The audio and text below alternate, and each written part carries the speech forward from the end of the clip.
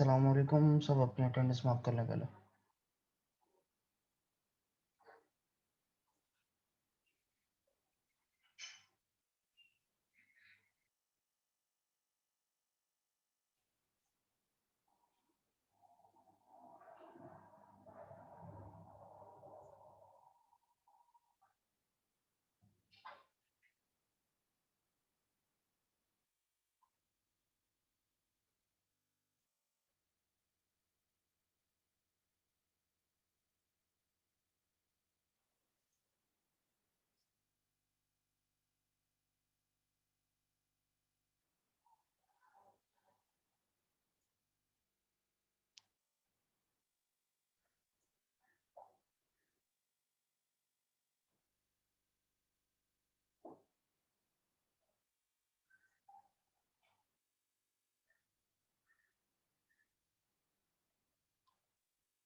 Online class में भी आप लोग के ये हालात हैं कि 26 स्टूडेंट में से मेरे पास अभी सिर्फ 8 से 9 बच्चे दिख रहे हैं।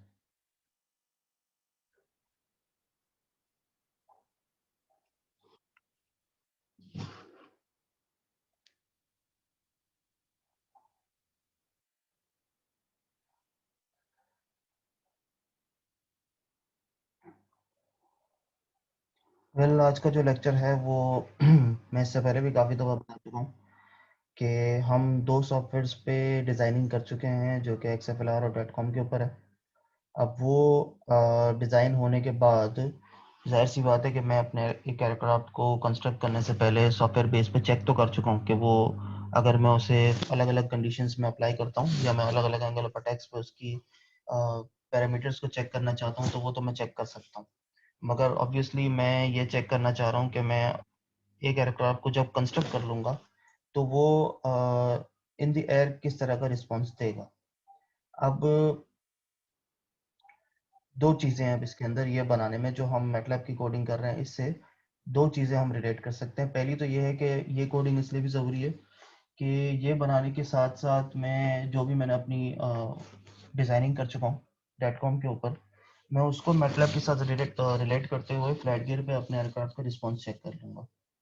सेकेंडली इसका बनाने का मुझे ये फ़ायदा है कि हम नॉर्मली अपने एयरक्राफ्ट को अगर मैंने रिस्पॉन्स चेक करना हो, सपोज़ करो कि मैंने इस तरीके का कोई भी काम नहीं किया, मैंने जस्ट एक सिंपल अपना एयरक्राफ्ट किसी भी सॉफ्टवेयर पे डिज़ाइन किया था, सॉलिड वर्क्स पे डिज़ाइन कर लिया था, उस पे भी खैर स्ट्रेस एनालिसिस वगैरह हो जाते हैं। देन मैं किसी और सॉफ्टवेयर पे जाके डिज़ाइन कर चुका हूँ, सपोज़ कर लो एक्सएफएलआर। इसके बाद मैंने डायरेक्ट कंस्ट्रक्ट कर लिया, मैं किसी और चीज़ में नहीं पड़ा।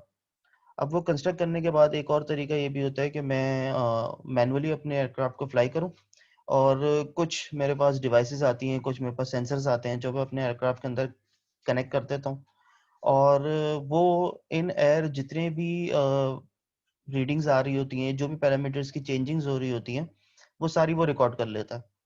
इन द एंड मैं लैंड करवा के वो उस सेंसर को डिस्कनेक्ट करके अपने पीसी के साथ अटैच करता हूँ और जो भी वैल्यूज मेरे पास आई होती हैं वो मेरे पास शो हो जाती हैं। अब ऑब्वियसली मैं चाहूँ तो मैं जाके वो कंट्रोलर या सेंसर परचेज करके अपने एयरक्राफ्ट में इसको असेंबल कर सकता हूँ, मगर हम हर दफ़ा दूसरों की बनाई हुई चीज़ ही क्यों यूज़ करें when we can do it by ourselves. तो यहाँ पे हमारे पास क्या फ़ायदा है कि मैटलैब के थ्रू ही, खैर ये बेसिक है, ये इन डिटेल्ड नहीं है और ये कंट्रोलर में लगाने के फ़िलहाल अभी काबिल नहीं है जो मैं आपको सिखाऊंगा। इसके अलावा काम कर चुका हूँ मैं, जो हम ऑब्वियसली कंट्रोलर के अंदर बिल्ड करके टेस्ट कर सकते हैं, मगर ये जो अभी मैं सिखाऊंगा वो बेसिक है। इसमें क्या हो रहा है कि हम एक एयरक्राफ्ट के लिए फ्लाइट कंट्रोल कंप्यूटर टाइप चीज़ बना रहे हैं, जिसमें ऑब्वियसली कुछ कंट्रोल सिस्टम्स डिज़ाइन हुए हुए हैं, कुछ इन्वायरमेंट्स हैं, डॉट कॉम से फ्लाइट गियर पे रिलेशन तक का कुछ चीज़ें हैं। मतलब ये टू इन वन तरीके से हमने डिज़ाइन किया हुआ है कि आप अपने एयरक्राफ्ट को फ्लाइट गियर पे भी टेस्ट कर सकते हैं। और अगर आप इसी कोडिंग को किसी कंट्रोलर पे बर्न करें, वेल आई विल सजेस्ट कि मैं आरपाई पे इसको बर्न करूं और बर्न करने के बाद अगर मैं इसे अपने एयरक्राफ्ट के अंदर फिट करूं तो मैं अपने एयरक्राफ्ट को कंट्रोल कर सकता हूं by putting it on the auto pilot. खैर अगर इसकी थोड़ी डिटेल में जाए, मैनुअल में अभी जाहिर सी बात है आप लोगों को पता ही होगा कि मैं मैनुअल नहीं पढ़ के बताता, आप लोग खुद पढ़ लीजिएगा मैनुअल के अंदर क्या क्या मौजूद है। मगर इसके अंदर कुछ जो खास चीज़ें हैं वो हैं ये ब्लॉक डायग्राम्स, जो ऑब्वियसली हमने डिज़ाइन करनी है। अच्छा, ये जो अब हम मैटलैब के ऊपर काम करेंगे, ये कोडिंग बेस्ड भी है और सिमुलिंग से भी कनेक्टेड है, क्योंकि ऑब्वियसली मैंने पहले भी कहा था कि हम डेटकॉम से बनाई, मतलब डेटकॉम पे डिज़ाइन की हुई फाइल और डेटकॉम पे आए हुए जो पैरामीटर्स हैं वो हम इंपोर्ट कर रहे होते हैं। इसके साथ साथ एक्सएफएलआर की मुझे यहाँ भी नीड होती है कि एक्सएफएलआर पे जो मैंने सिमुलेशंस की थी और उससे जो मुझे डेटा हासिल हुआ था वो भी मुझे यहाँ पे नीड होता है, क्योंकि ऑब्वियसली दोनों चीज़ें साइमल्टेनियसली इसलिए भी चल रही हैं कि कुछ पैरामीटर्स मैं एक्सएफएलआर से इंपोर्ट करूँगा और कुछ चीज़ें मैं डेटकॉम से करूँगा। अच्छा, थोड़ा-सा आगे जाते हैं, मैं डायरेक्ट इस पे आता हूँ मैटलैब के ऊपर। सबको स्क्रीन दिख रही है मैटलैब की? ये कोडिंग वाली जो स्क्रीन है। जी सर, ठीक है। अच्छा, अब यहाँ पे क्या है, मैं भी सीधा उस पे नहीं गया, सिमुलिंक पे नहीं गया। सिमुलिंक पे जाने से पहले यहाँ पे 2 फाइल्स हैं जो मेरे पास अभी ओपन है। खैर, मैंने अपनी मर्ज़ी का नाम दिया हुआ है, longitudinal_tfg और lateral_tfg। .m फाइल्स है, मतलब कोडिंग फाइल्स हैं, सबको पता होना चाहिए। अब इसमें हो क्या रहा है, इसमें आप लोगों ने ज़्यादा छेड़खानी नहीं करनी है। इसमें एक बेनिफिट आप लोगों को ये है कि इसमें जितनी भी एक्सप्रेशंस हैं, जितनी भी कैलकुलेशंस हैं, वो पहले से हुई हुई हैं।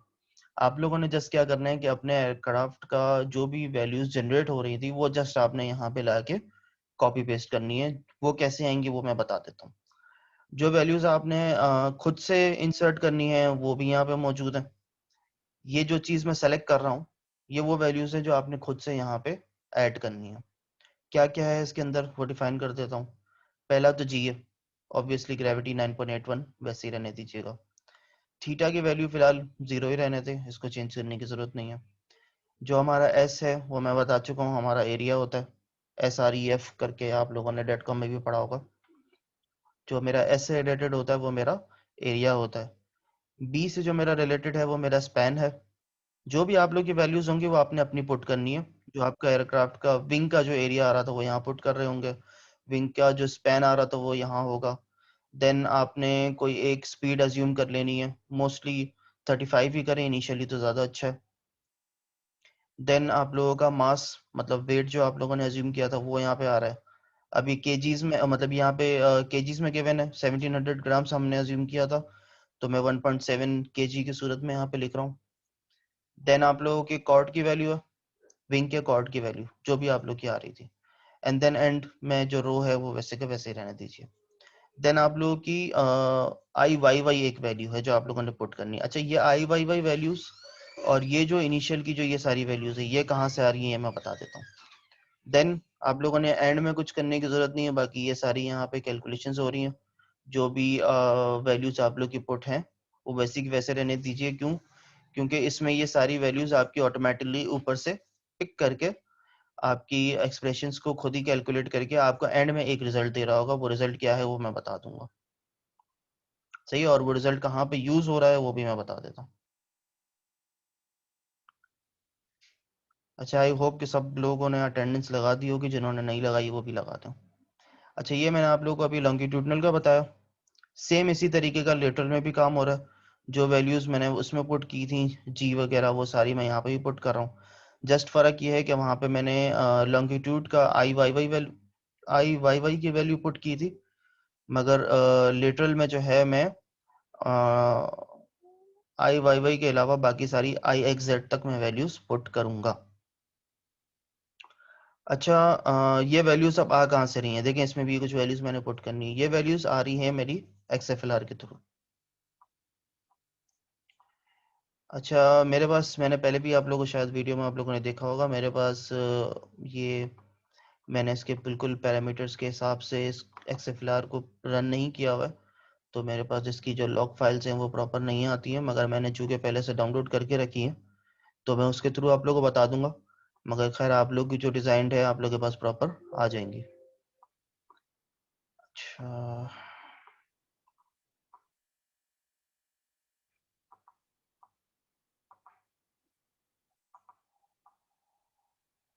सही है। ये एक एयरक्राफ्ट है,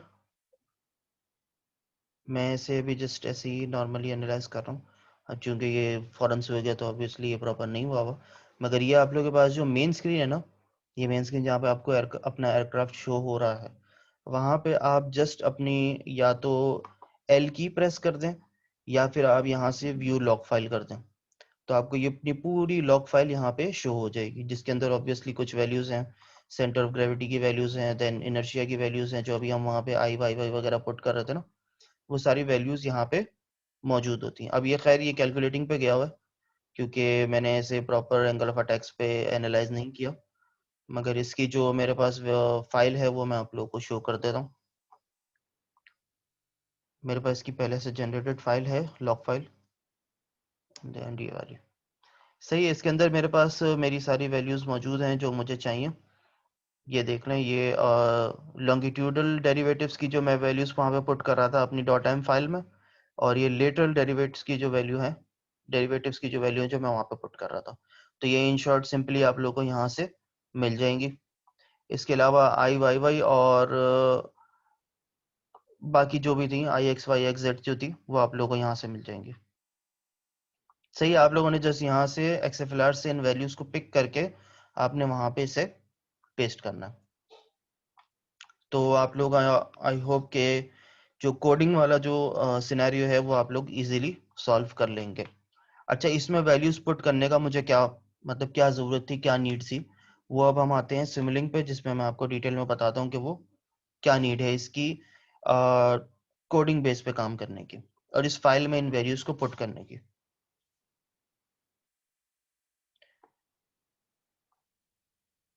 सही, सबसे पहले हम लोग डिजाइन कर रहे हैं कुछ इस तरह की चीज जो आपके मैनुअल में भी गिवन है।